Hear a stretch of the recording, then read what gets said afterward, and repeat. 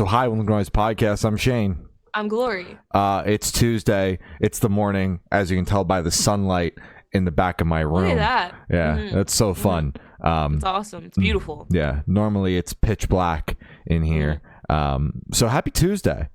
Happy fucking Tuesday, dude. I have no idea when this is coming out. It's by the grace of God whenever it's edited. It'd either be out Tuesday night, Wednesday morning. Yeah. I don't know. Thursday? Yeah. Who knows? Whatever. I mean, whatever's happening, you know? It honestly depends on how much this alleged, because at the time of recording, it's all alleged, My Chemical Romance tour announce rocks the ever-living shit out of my world.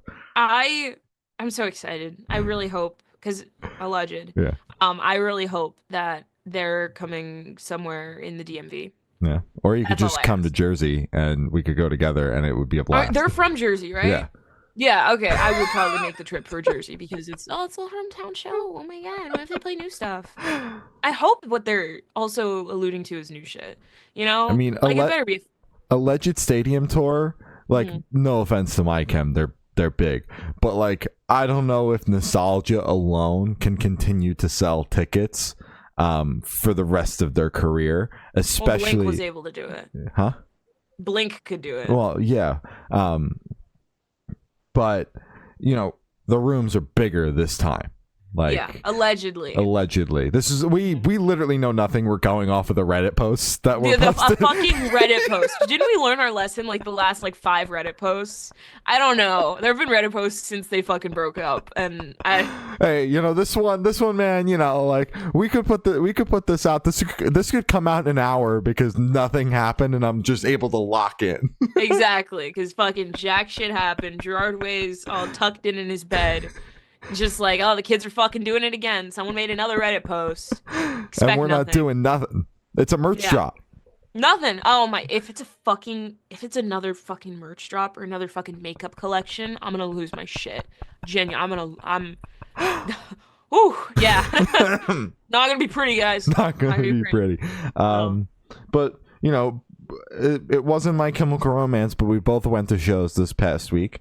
Not My Chem. Yeah. Not My Chem. On Wednesday, I saw Robbie the Used, Seth Witcher, and Feels Good at House of Independence. Robbie the Used being Burt McCracken's solo project. Wait, you're telling me Robbie the Used is Burt from The Used? Isn't that crazy, dude? I thought it was just some random dude I was going to see never would have put that together. Yeah, on a Wednesday night. So it feels good. You know, we've had them on the podcast a couple of times, and you know, we've interviewed Hunter's previous band as well. So long time coming, finally getting to see Hunter and the boys live. It was an acoustic set because that's, you know, that's what the openers were doing. It was like this acoustic kind of vibe. But it was cool. They put on a good set. Same with Seth Witcher. I had no idea he was even on the bill. He just kind of showed up and played. And so everyone was like a little like, oh. Yeah, because like Feels Good was put on the local ad mat. You know, when they were added as a local like a week and a half before the show, but Seth Witcher was nowhere to be found, and I found out on Instagram like 15 minutes before the show started that there actually is a touring opener on the tour. So and it's Seth. Yeah, and it's Seth. So yeah, his set was cool as well. Again, another acoustic stripped down thing, and then good old Bert comes out on stage. He ripped the album front to back in order. Only stopping to towards the end of the set do the Taste of Ink, which was a cool moment because he came down on the floor with everyone and stood in the middle of the crowd, and everyone came around him, and we like all sang the Taste of Ink together. And then I saw my dumb fucking face in a couple of videos that were posted of the show afterwards on TikTok, and I was like, damn it, because there weren't a ton of people there. Yeah, which is crazy. Did you touch Burt McCracken? I didn't. You didn't reach out to him like he was like Jesus in the crowd? No. Missed opportunity. But Don't touch celebrities, guys. Sorry, that's a joke. That was such a joke. Don't. Personal space. Respect it. Respect it, please. It was super cool to see him in like in that size room. That was my intention of going, before I had heard the record and the show was announced, and then, enjoying the album was just the icing on the cake, because when are you going to see The Used or Bert himself in a room that small, and the show wasn't sold out, so then see him play to less than a sold out crowd in that venue is never going to happen ever again. So ever again. It was a cool experience. How was Just a Little Bit live? It was good. Just a little bit. Was he like really like sassy on stage with it? Like, what was his vibe on stage? His vibe was just like walking around singing the songs. Like, he's got a stage presence. No matter what. It was definitely a little bit like a little weird in the beginning because so used to seeing him with a band, and now it's him on stage. Yeah, it's him on stage, a backing track, and a dude that was like either playing bass or guitar or keys depending on what the song called for. Like he had a one-man band with him per se. Yeah. That was just like off to the side, and yeah, it was like a weird vibe to begin with, but like everybody kind of settled in, like including him. It was only like his 5th solo show or something like that, so it's like different vibe for him as well. He's done thousands of shows before with The Used, but he's only done a handful that were like himself and his project. Okay. So definitely a different vibe. I think he's still kind of sort of like finding his groove, but he is a performer that's done thousands of shows, so he is just a captivating person to watch to begin with. But two totally different like presences, because of course one is heavy music, one is pop music. Two different vibes. Yeah, but yeah, I thought overall it was cool to see him perform his solo stuff in a room that small. So yeah, it was a good time overall. And you went to a fun little shindig, didn't you? I did. I saw Greyhaven, Like Moths to Flames, Sea Space Cowboy, Silent Planet, and The Devil Wears Prada. In Raleigh, the Ritz, which is crazy. It was my first time at that venue. Cool ass venue. I brought a burrito in. They genuinely did not give a fuck. Like, it was just aluminum foil wrapped something, and they didn't even ask like what it was. So maybe security needs to step it up a little bit. But it was just a burrito, so like we're all clear. Show was great. Greyhaven was incredible. That last song my friend and I have been spinning since the show. We both kind of like looked at each other after he did like a really big fucking scream, and we both went, whoa.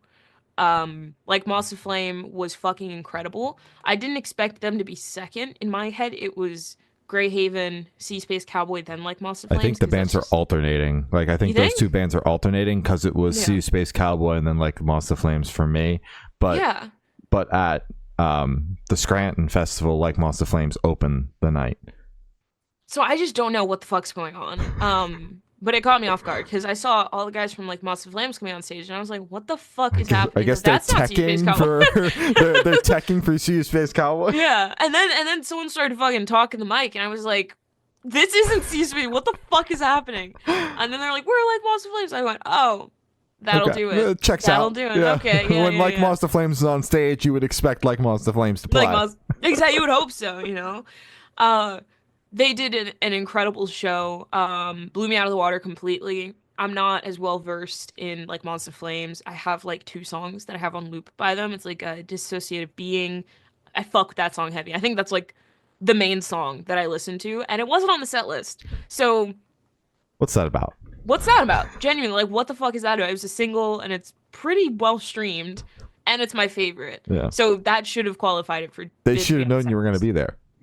Yeah, they should have been like, hey, oh, Gloria's going to be at that. Okay, toss it. Let's just play it like 12 times, actually. And I would have been fine with that. There you go. There was a massive pit that was open for like Monster Flames, like almost their entire set. It was just around the pole.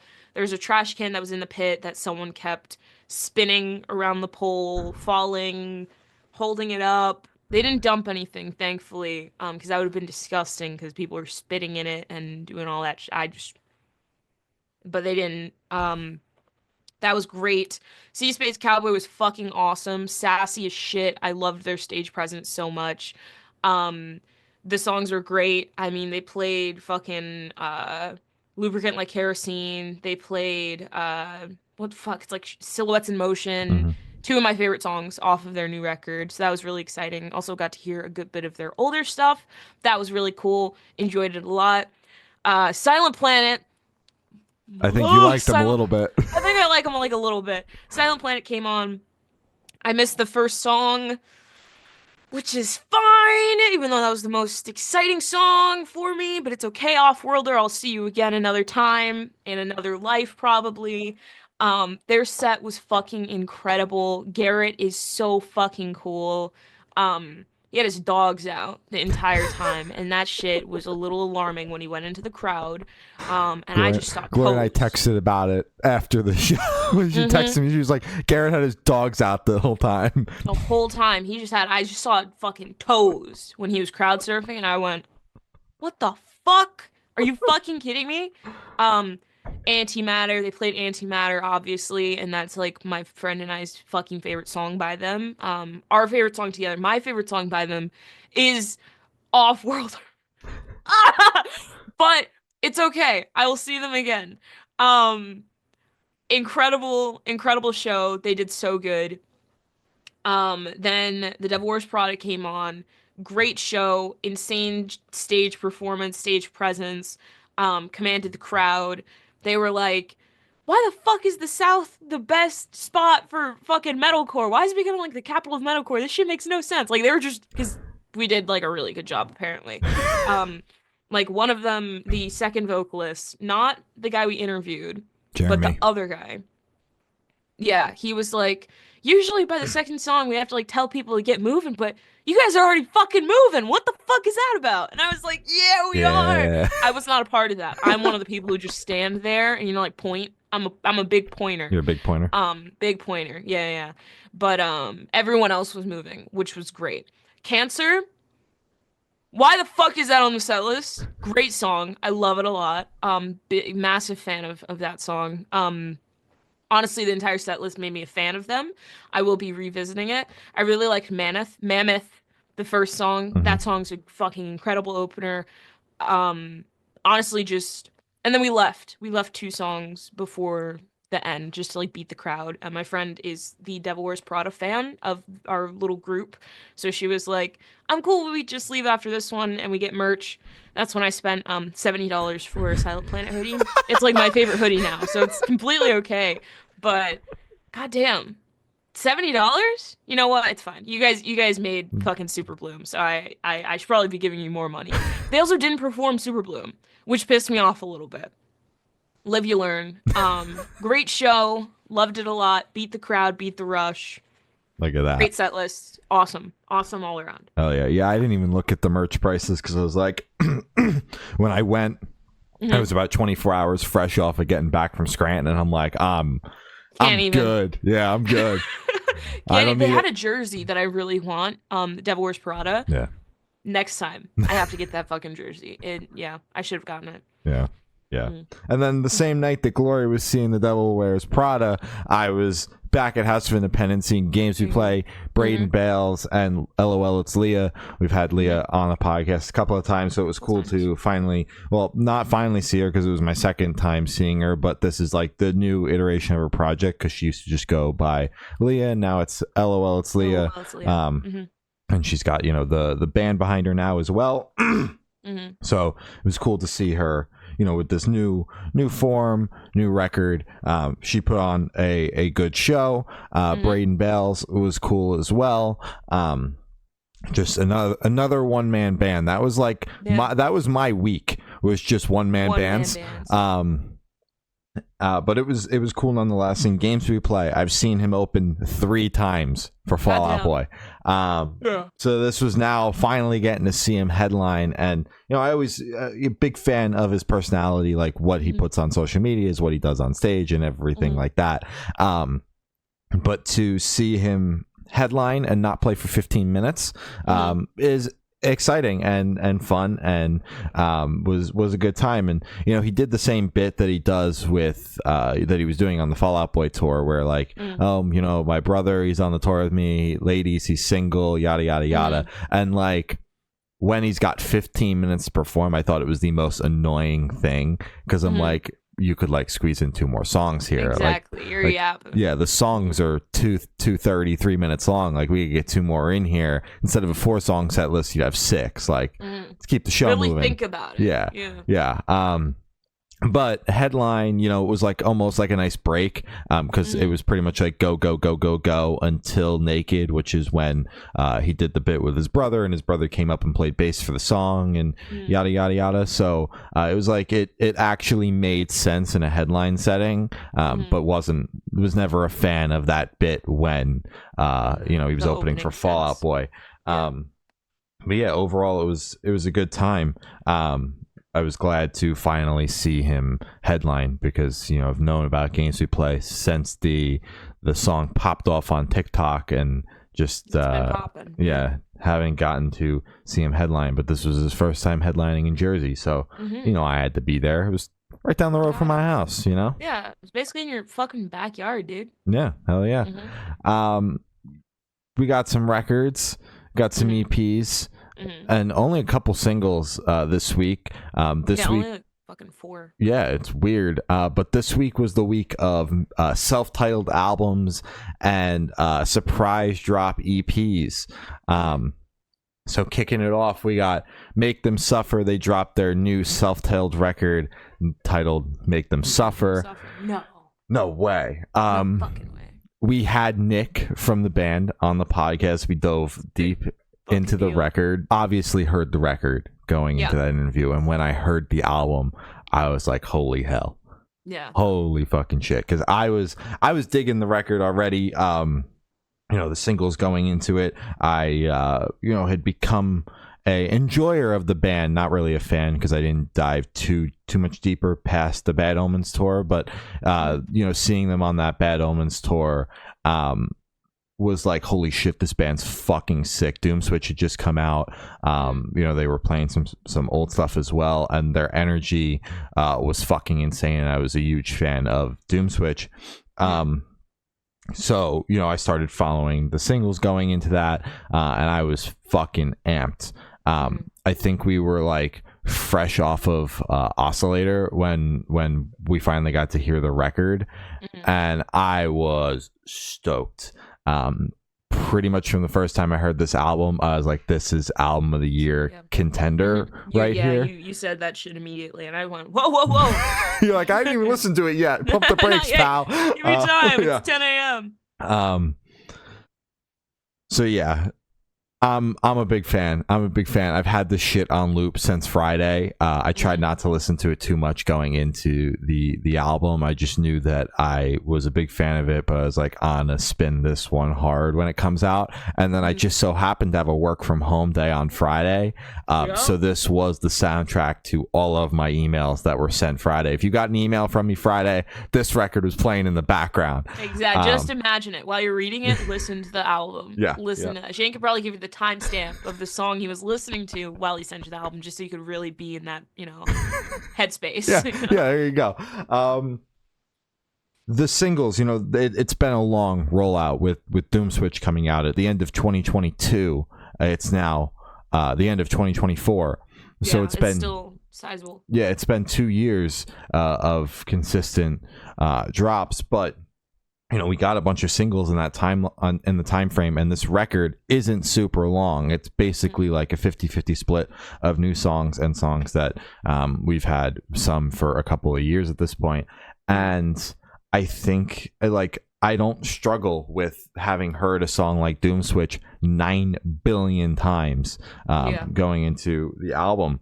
I think it flows super well. I think that the singles, although most of them are stacked on top of each other, it's like an even balance of like the newer stuff with Oscillator and Mana God and Doomswitch and Epitaph, and they kind of like interweave them, and then they stick Ghosts of Me towards the end of the record. So it makes it where it's like they're all familiar, but some you're more familiar with than other. If you listen to each single a normal amount, if you didn't, I was gonna say if you didn't, then you might feel differently. But at least for me, in the way I listen to the band, once I knew the record was coming, I tried not to spin the ever living shit out of the new singles as much as I was digging Oscillator. I was like, self-control. My favorites on the record wound up being some of the non-singles though.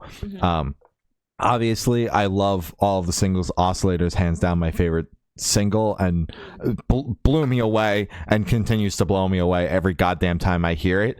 But my favorites off the record are Weaponized, No Hard Feelings, and Tether. Especially Tether. There's just something about that song. But yeah, I'm a big fan of this record. Front to back, no skips, all bangers. There's not a slow track on here. They just keep all pumping killer, you. No filler. Look at that. Yeah. Emoji, blood emoji. Yeah, big fan. I could sit here and praise this album for hours, but yeah, I've been really enjoying this. This is going to be somewhere on my top 10 for sure. Goddamn. All right. I'm starting to like form like a mental list of your top 10 to try and guess. You have a list more concrete than mine, because I have no list. Oh yeah, dude. No, I think I have all 10 filled out, and then I have 5 as my little bonus honorable mentions. But I still have to fucking sort it, so it's bullshit, all of it. I fucking love this record. The first time I listened to it, it kind of hit me and I went, yeah, that's a really fucking solid record. I like it a lot. You had a completely different experience where you're like, what the fuck? And I was like, oh, it was good. I enjoyed it. Second time around, I think I'm finally starting to get kind of like the shock that you got of holy shit, this is really fucking good. I listened to the singles a normal amount when they came out. I listened to it, we covered it, I had my review, and I kind of like moved on. Because unless it's an artist that I already have kind of like a mental note on of, you need to continue to revisit this artist so you can really get excited for a release, I usually won't do it. And I didn't have that mental note for Make Them Suffer. It was just kind of like, I'm gonna listen to the album when it comes out and kind of start fresh with that, especially because it was a fucking 2-year long cycle, and I feel like I would have fucked it all up if I was constantly listening to them.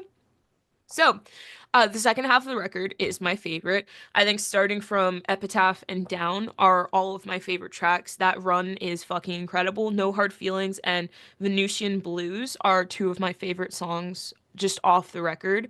No competition. Like, those fucking songs are crazy, melodic, and they're really fucking awesome and fun, and I want to kick someone's ass to them so bad. Oscillator is also a really great song. All of the singles are incredible, and I think they chose them really well. But damn, that second half of the album is some of like their best work. I do think that they fucking crushed it. I'm very excited for this new era of them. I'm very excited for Alex joining, and it's huge and it's great. And if you haven't already, you should watch our interview that we did, where they kind of discuss how Alex joined the band, how that entire conversation went, how the band almost ended, and how they were like this close to just calling it quits. Like, there were multiple conversations of, are we still doing this? Is this still gonna happen?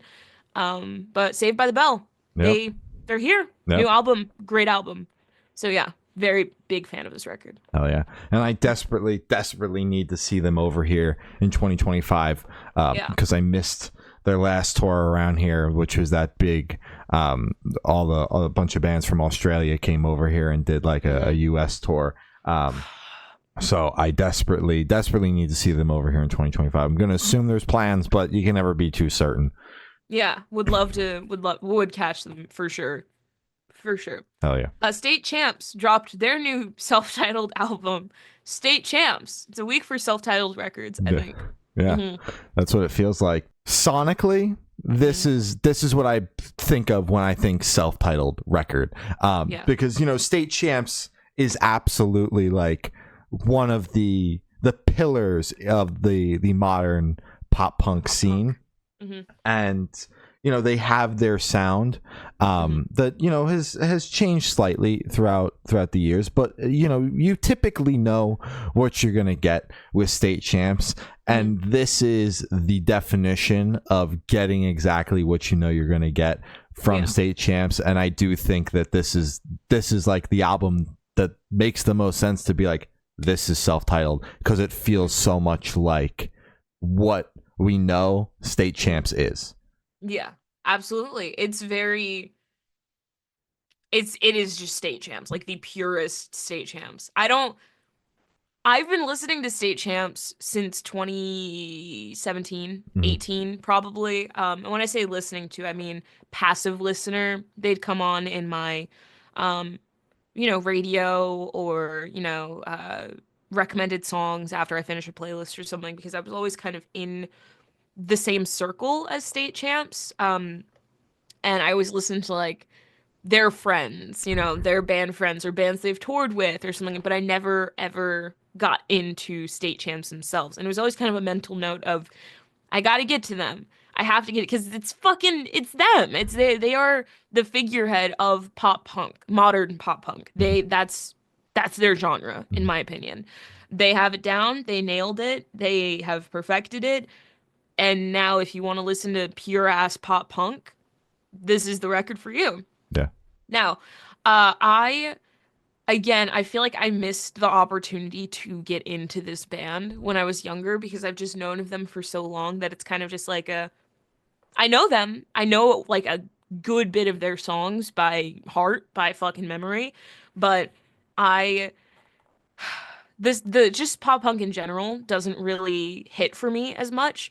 But this album is an incredible starting point for anyone who does want to get into this genre. I think it is made very well. I think it's written very well. It's very fun. It's very upbeat.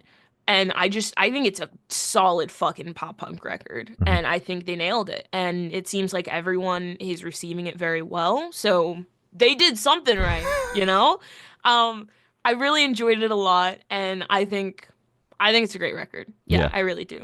Yeah. I it's agree. just pop punk in general. I missed it.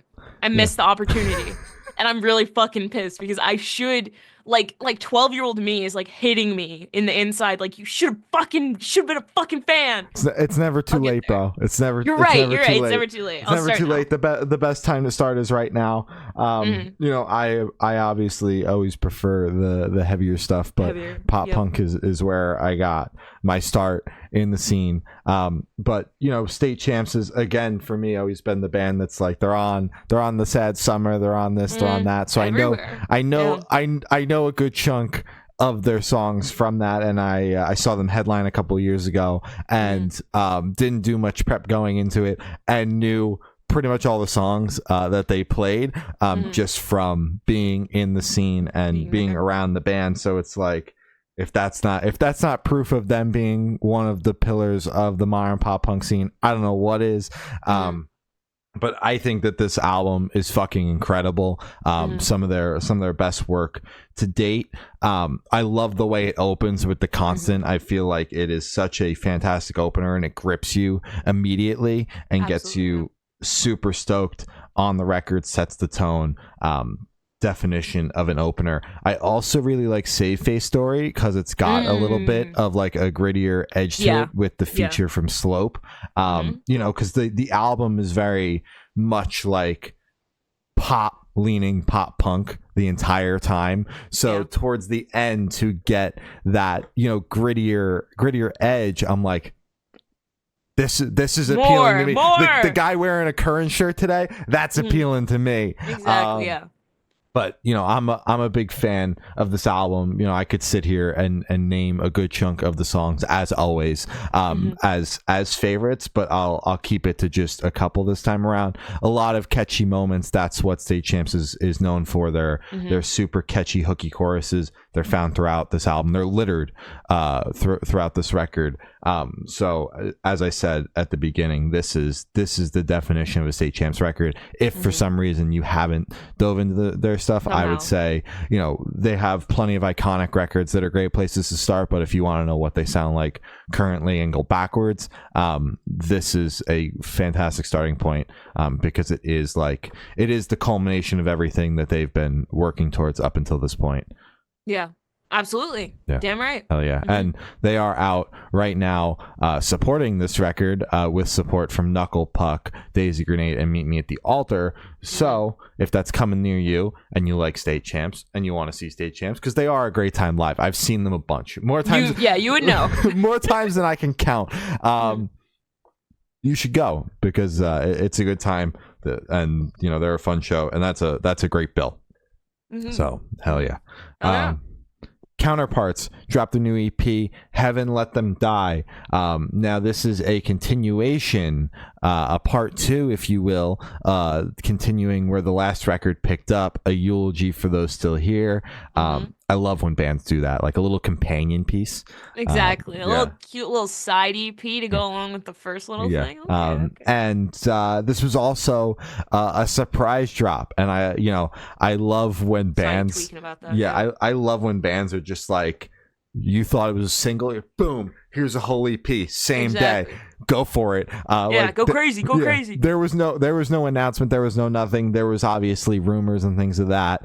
People picked up the metadata of the DSPs and saw that the EP was coming. So like, it wasn't a surprise for me because I spoil surprises for myself. But for the majority of the people, this was a surprise drop, and they said that this is like the harshest, the rawest, like sonically and lyrically and visually that the band has ever been. I mean, you can see it in the cover art with the... I wanted to shout out the cover so bad. It's so hard. You can see that in the cover art. I didn't watch like the music videos that dropped, but visually, cover art alone, lyrically, I'm picking up on it, and sonically this is the heaviest that the band has been consistently through an entire release. So I'm digging it. This is like just humbles you, bro. As soon as you turn it on, they're wasting no time. Glory from 2020 would have been pissing herself listening to this starting 100%. Yeah, in one ear out the other for this one. Yeah, it would have been hard to listen to. She would have turned it off and been like, drums were great. It sound, from what I could hear, it sounded fine. It was there. A little scary. Don't know why you put this one on the playlist, but yeah, you do remember I don't listen to this, right? Oh my god. And I think that the title track, Heaven Let Them Die, is a great like closer to the EP, and most likely the story that this EP was continuing. It reeks of that, like the way it opens, where it's a little bit slower and then has this big grandiose like crescendo in a way at the end. Probably makes it my favorite song because it's so fucking big sounding. It's heavy, but it's also big. But I also like the way that the EP opens because like, what the fuck. And I'm a big fan of the way that for a good chunk of the EP, it almost feels like it's one continuous song. There's a hard break at one point to kind of like stop that towards the end of the EP, where it's like there is a second or two of silence before the next song. But for like the first 3 or 4 songs, it's just straight cruising, where it feels like it's one big song. And I like that a lot as well. So overall, I'm a big fan of this. Have always enjoyed Counterparts, but not a band that I've like dove super deep into. And the CP's got me fucking amped on the band. Yeah, damn right. I completely agree with the feels like just one long fucking song, because I was thinking that exact same thing. From A Martyr Left Alive to probably No Lamb Was Lost, there's like no breaks, no breathing. It's just go, go, go, go, go. Heavy ass music is incredible. As soon as it starts, you're completely floored, because they're just yelling at you, and you don't even know. I don't even know what they're saying. I'm gonna be so real, but I'm shaking my head, I'm tapping my foot, I'm finding some groove to bounce along with, and I fucking love it. To Hear of War and No Lamb Was Lost are my 2 favorite songs off of it. Just the screaming overall in those, they just sound really like just full of anguish and pain, and I really like it. I think it's really fucking awesome. I completely agree with you. I think the closer is incredible. I always love when people use the title track as the closer. I don't know, because in my opinion, the title track should always be the closer because it kind of feels like ending it with like the bow, like, and that was the album or Mhm. that was the EP, that was the project, just like one bow finally. Um, really big fan of this, and I will be revisiting this one. I have to add this one to my little shared playlist with my friend because I think she's gonna fucking dig this shit. It's incredible. I would love to witness some of this live. I probably wouldn't be in the crowd because this reeks of crowd killing. And last I checked, I'm still not a big fan of that. A lot of that happened at the Silent Planet show. No, thank you. Still not willing to jump in there yet. Maybe one day. But big fan of this. Really, really fucked with this. Well, if you are Jesus fucking feeling the Christ. urge to see this live, you'll never believe what was announced at 9 a.m. this morning. What? A Counterparts headline tour for 2025. I did retweet that. A spring 2025 headliner. So if it's coming to a city near you, I can almost take a wild stab and say it's not coming to Virginia. Yeah, they're not. But if you're anywhere not. but Virginia, you should take a look at the listings because we've already narrowed down Virginia. So if you're in one of the other 49 states, you should probably have much better luck than me, honestly. You should take a peek, see if it's coming near you. I saw Going to Philly, fucking lucky duck. Fuck you. I saw Counterparts open for the Devil Wears Prada and Fit for a King in Philly on that. Was that the Metalcore Dropouts? Yeah, on one of the Hella Megas for me. It's starting to feel like the Devil Wears Prada just puts together tours that are Hella Megas for me. But yeah, so that was they put on a good show then. And if it's coming near you and you're a Counterparts fan, now there you go. There's your time. Go do on it. the ball. Yeah. Go forth. The Plot and You dropped their new EP, Volume 3. It has 3 new tracks. Well, I'm pretty sure 2 of them. One new, two new song. Already, That's how we've been doing it. I know, it's starting to piss me off. It's not. I'm actually completely fine with it when the Plot and You does it for whatever reason. Been Here Before, Pretend, and Spare Me. Pretend is my personal favorite. I've had that one on loop for a minute. I actually rediscovered it when I was on YouTube and I was watching the Plot and You music videos. Have you watched some of their music videos? No. Freaky as shit. Genuinely, like, so unsettling. We watched like 3 and we kind of like looked at each other after the third one. We went, "Are you feeling kind of weird too?" And I was like, "Yeah, I'm feeling unsettled." She was like, "You want to change it?" I was like, "Yeah, a little bit." Crazy, like so well done. Like incredible production on the music videos. Pretend especially is freaky as shit because it's just a guy who's drowning and it's just in slow motion. Like it's just he's like drowning in a bath and he's not like freaking out or anything. He's just like sinking. Peacefully, and in a weird so way. freaky. It's so freaky. I love it though. So every time I listen to this song, I just visualize him and I'm like, "Oh, I don't like that." Great song though. Big fan of Pretend. I think The Plot and You is starting to become a band that I'm going to be seeking out more purposefully, especially with their music videos. Because if you have a really cool music video that stands out, that's already half the battle for me. Because I'm a really big fan of visual art, and The Plot and You is doing that very, very, very, very well. Did not realize I didn't know your game. Plot and You. I didn't realize how fucking freaky you guys were. Been Here Before is incredible, a great opener, and Spare Me is great as well. Pretend is definitely, sorry, not Pretend. I'm pretty sure it's Been Here Before, is definitely on the slower side of compared to the other 2 tracks, which caught me a little bit off guard because I haven't really seen or heard a lot of slow The Plot and You. In my head, they've always just been kind of like in that middle ground to kind of heavier area. So hearing kind of like a slower version made me go like, "Oh, no, that's fine. They could still pull that shit off too." But definitely caught me a little bit off guard. I like it a lot. Big fan of this band now, starting to pay more attention to them, and I understand why they're starting to take over or have been taking over recently.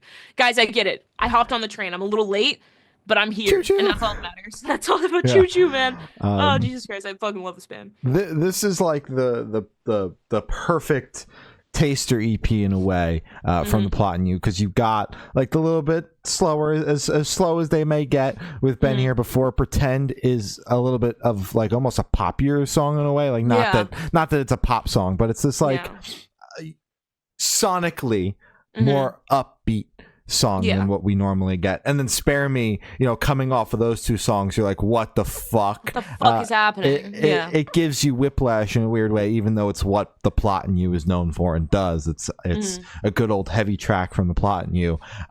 I personally enjoy Spare Me the most. I was a little lost with what the hell they were doing with this iteration of the EPs that we've been getting all year, because the songs have been, pretty much consistently leaning on what I know the Plot and You to do up until this point. So I was a little lost on what was going on.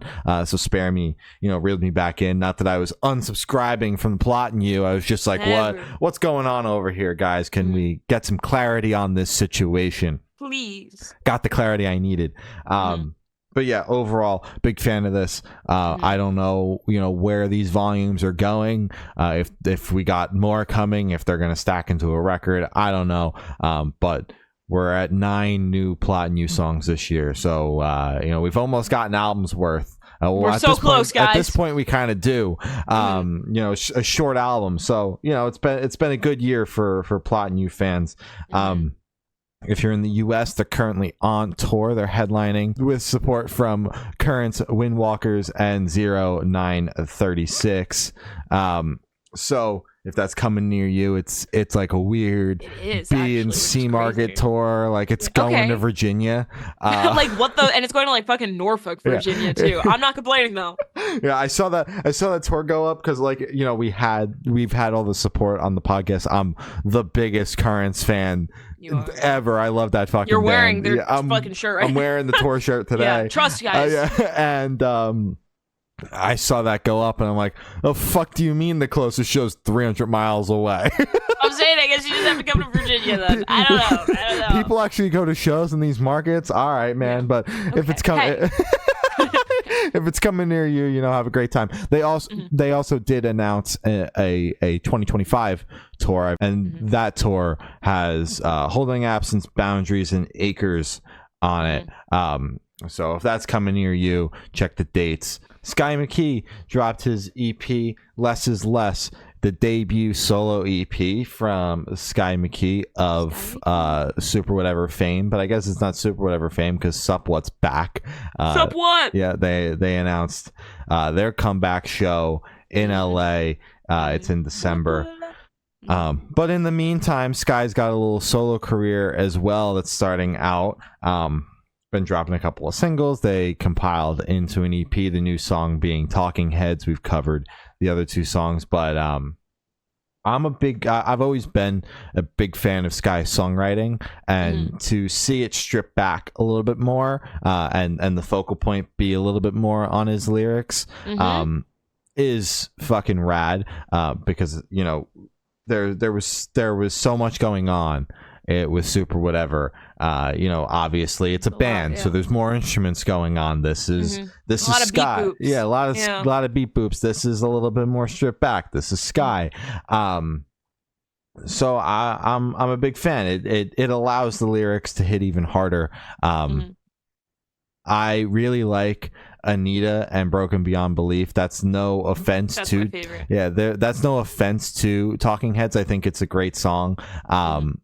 But those two songs that I just mentioned continue to stab me in the heart every time I listen to them. So they take the cake. That's how I listen to Sky's music. My favorite is Whatever One Hurts the Most. Exactly. Which one do I have like a really strong, harsh, awful reaction to that makes just my stomach hurt? That one's my favorite. That one made me feel something. Let's keep going with that one. Put it on loop. I completely agree. Anita is my favorite. I love that it's fucking the middle one, so it's kind of like a little, oh, what the fuck? Oh wait, no, okay, we're back. We're so back. So it's like a little blip in just emotions for me. I love it. I completely agree. Lyrically, it is so nice being able to just focus on what he's trying to say or what he is saying, and the story he's telling and the conversation he's trying to have. I fucking love Sky. I think he's an incredible lyricist. I think he's an incredible musician, and I'm so happy he now has both um, musical outlets, I guess, where he's able to kind of do more artistic, fun, more upbeat things, if that's what he's still choosing to do with Super Whatever, and then he kind of has the more stripped back, raw, emotional side of things with his side project that's a bit softer. Mhm. Big fan of the direction he's going in. I'm very excited about Supplet coming back. That's like a massive part of I would say like the podcast The and podcast lore. honestly, Yeah. yeah, podcast lore. Like it's a fucking massive piece of. I remember when they fucking announced they were done, and I went, no, like that album was massive for us, Mhm. and it's still. I need to revisit it just Yeah. for nostalgia's sake. But yeah, so happy, great, thumbs up, great job, Sky. Hell yeah. hmm Paleface Swiss dropped their new single, My Blood on Your Hands. Whew, it's a Ooh. fucking, I don't know, I said it like that, but that's how it read. I love it. Yeah. This track comes in at a minute 40. It wastes no time. It gets in and gets out. It kind of felt like they were going for like a counting worms kind of thing. Mhm. And it was kind of accomplished. Okay, Check. But I felt like, the song just kind of existed, Mhm. and then there was a breakdown, and then it was over. Yeah. So not my favorite. I don't know where it places like track list wise on the record. That could change my perception on it, because it is kind of like you're in and you're out, and if it like kind of exists, breaks down, and then immediately goes into like this crazy fucking track, like it will be a dope moment on the It album. makes sense. Yeah. But right now I'm a little lost, so I'll just leave it at that. It's so short that it could go like either way for me, where on the record I'm not married to being a hater. Yeah. No, I'm gonna be so real. I'm a really big fan of this. I like fucking goofy, artsy. I say goofy lightly. I don't think this is a silly track at all. I just goofy placing it in just a box of just what? Um, just a really big fan of this track. I think it's just something we don't hear often. Mhm. Whereas you said it's kind of just like ah, just screaming, and then a fucking massive breakdown. I really like that there's like no instrumental for the first half of it, Yeah. and then it just kind of fucking smacks you in the face, and then the vocals come back a little bit. I'm right there with you. Curious to see where it places on the track listing. Because sometimes it's predictable where it's like, oh, you could tell this is gonna be like an interlude track where it's kind of like piecing the two together, or it's something that fuck, what was that band? We literally just spoke about them last week, where it's kind of like they split up two songs and made like the first half of it kind of like the interlude to kind of Dead interlock them. Icarus. There you go, Dead Icarus, where Dead Icarus basically had like a couple long tracks, but they split it and they kind of dissected it a little bit, so it kind of flowed a little bit better. Really excited to see if that's what they're gonna do as well. Really fucked with this track.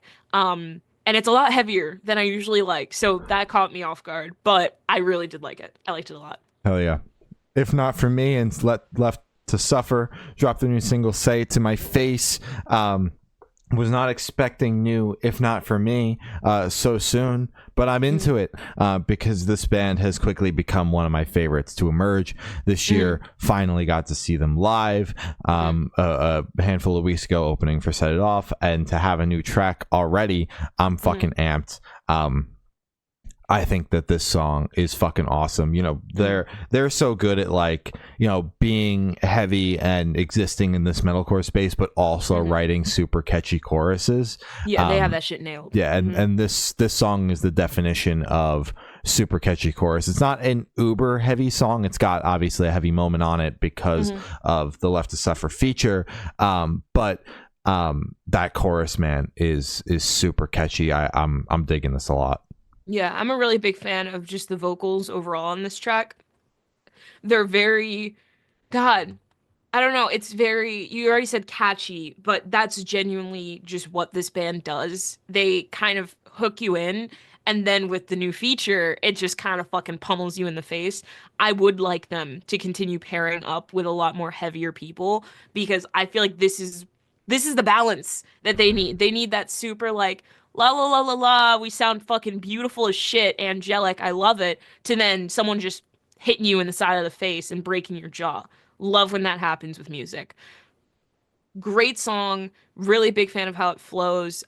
It's very nostalgic for me because it has that kind of like balance of 2010s metalcore with kind of like that, like a feature where it would be like a super heavy band has like a beautiful ass vocalist on it, and it's just that very nostalgic.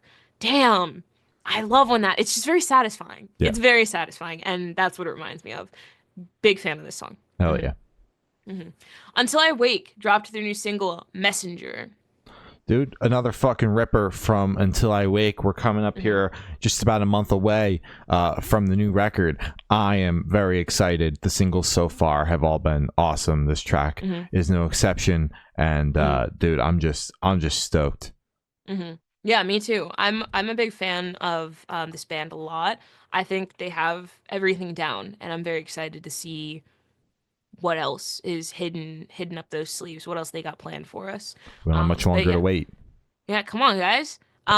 Very excited. Big fan. Really enjoyed this track a lot. Oh yeah. And for our last topic, Starset dropped their new single, Dystopia. I feel like I've been saying it with every single single that we've gotten, and you know, who even knows where this is going. I feel like we've been talking about Starset singles all year, even though there's only been 4. This is the 4th one.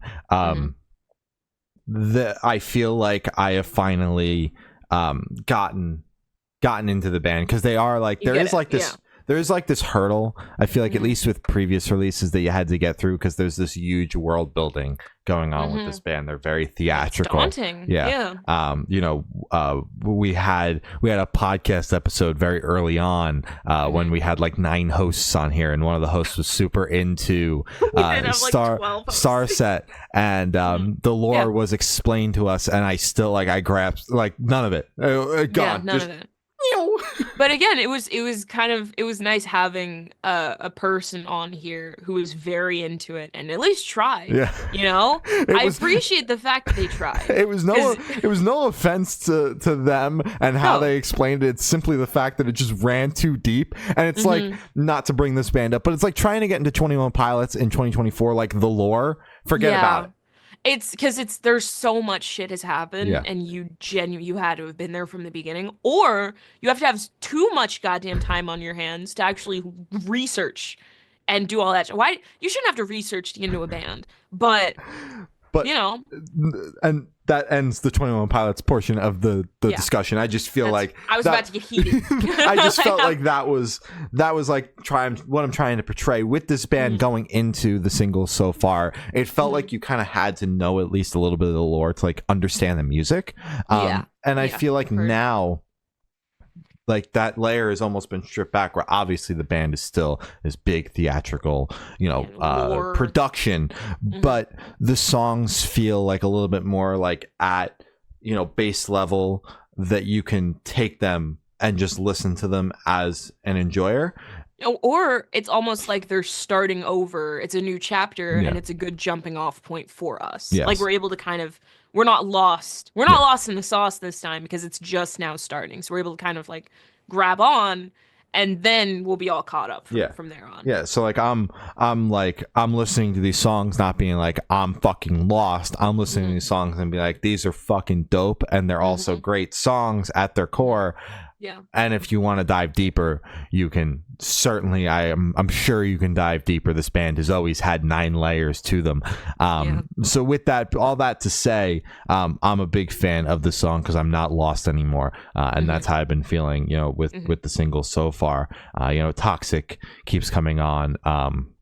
Serious Octane, and I don't go find what's on other channels when that song comes on, because I'm like, I get it, I like it. So yeah, I'm a big fan of this song. I'm excited to see what's to come from the band, because I'm buckled in for a record this time around. Guys, we're ready this time. Yeah, do your worst. This time, do it. Yeah. Let's see. Let's send it to us early, actually, so maybe we have a little bit extra time with it. So we can understand the lore and like sound smart when we're talking about it. Send us like the mega doc, actually, and so we're ready. Just so we're ready. Yeah, I'm so fucking excited. Should be good. Hell yeah. So as I said, that's all the topics we have today. You can follow us on Twitter. It's Good Noise _Cast. Instagram's Good Noise Podcast. Facebook is Good Noise Pod. YouTube is Good Noise Podcast. All your streaming services across the board are Good Noise Podcast. And Patreon is patreon.com/Good Noise Podcast. Glory's got your Patreon supporters, Twitch subs, your important plugs, your merch plug, your Amazon storefront plug, and then we're going to sign off. Check out our merch. It is goodnoisepodcast.creator-spring.com. Check out our Amazon storefront. It is in the description of everything. If you're listening on Amazon Music, Amazon Podcasts, whatever the fuck, it's in the description of this episode. If you're listening on YouTube, it's in the description. If you're listening on Spotify, it's in the description. It's fucking everywhere. Thank you to our Patreon supporters. If you want to be added to this list, you can subscribe to our Patreon. It starts at $1, and you can increase it to however much you feel is good for you, whatever works for you. Thank you to our Patreon supporters: Matt from Pulses, Zari, Pop Punk Apologist, David Arrington, Tyson from Heal the Hurt, and Eric. And thank you to our Twitch subs, Matt again from Pulses. Thank you, everyone. Thank you, everybody. Thank you so much. We really appreciate it. Also, if you'd like to subscribe to us on Twitch, that also works. I'm pretty sure it starts at, I think they fucking upped it, so I think it's like $6 now. We get half of that. So if you want your $6 to actually like go to use, you could always just go on Patreon and just select $6. I would recommend that. Because who wants to give more money in Amazon? Like, let's be real. Like, let's okay. They got enough. They got more than enough. Important plugs: Black Lives Matter, Stop Asian Hate, Free Palestine, be a decent person. Yeah, just be good. Be good. It's a weird world we live in. It's so fucking funky out there, man. I was out there this week. Weird. Yeah. It's strange out there. Shit's getting strange.